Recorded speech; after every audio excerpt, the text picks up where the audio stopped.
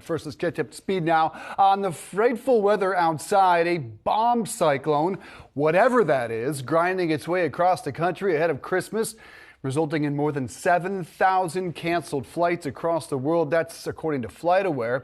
And the situation is likely to worsen in the hours ahead. So what to do if you are traveling? Mike Boyd is the president of Boyd Group International. He joins us now. Good to see you, sir. 190 million Americans under some type of winter weather advisory. Most of those airlines have staffing shortages. So how bad could things get? Well, this is one where you got to sort of just sit tight and suck it up, because we can't do a whole lot about it when an airplane is stuck in Minot, North Dakota, can't get into Chicago and has to cancel.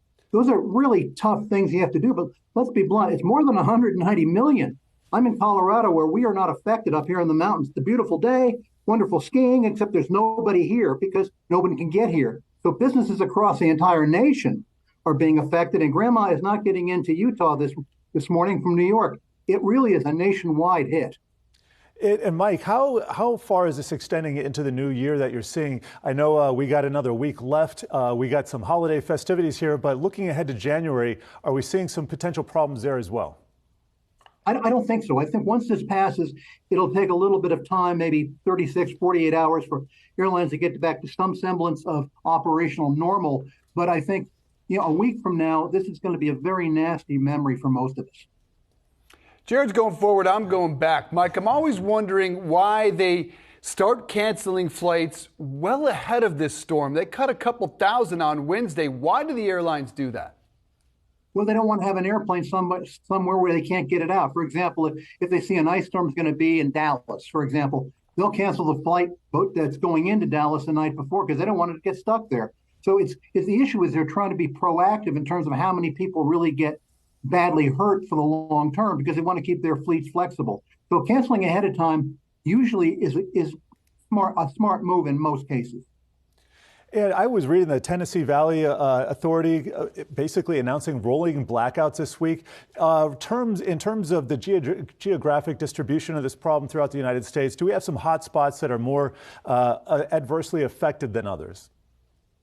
Yeah, I mean, it's somewhere in Scripture that the only time you're going to have bad weather is Friday afternoon over the hub at Chicago O'Hare. But any place where you have a place like Chicago O'Hare, Charlotte, Dallas, Fort Worth, that's where all the airplanes come in, hub, and go out. And if that gets shut down, which they do get shut down, it's chaos it's a problem through the rest of the system nationwide and in some cases globally.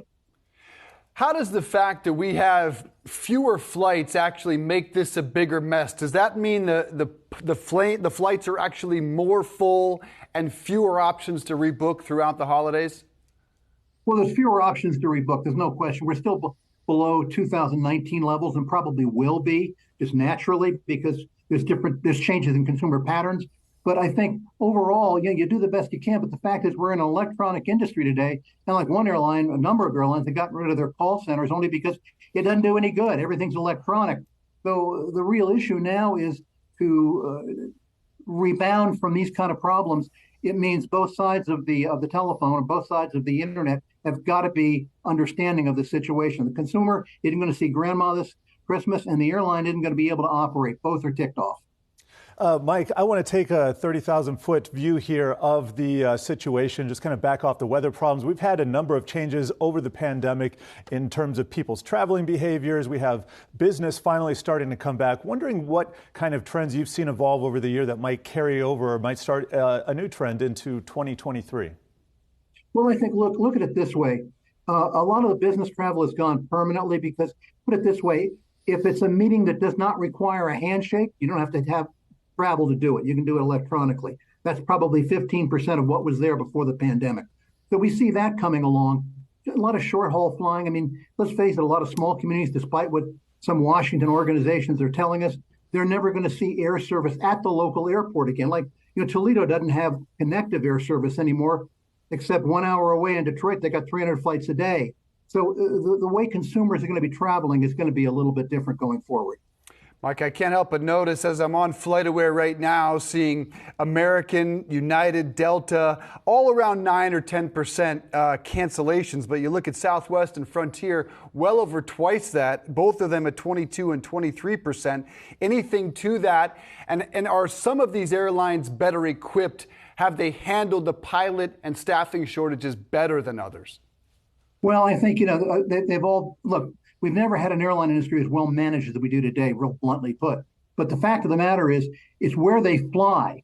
Keep in mind, a lot of the travel that the Southwest has is on the East Coast. That's been heavily, heavily hit. Frontier, the same thing. It's a very vulnerable system because they're spread out around the country. So you can't compare one airline to another because their operational systems are very different. But I think they're doing the best they can. That doesn't mean it's as good as it could be or should be, but they're doing the best they can because this is something that is not just a meltdown of the airline industry. We have a weather meltdown, and we're trying to get through it.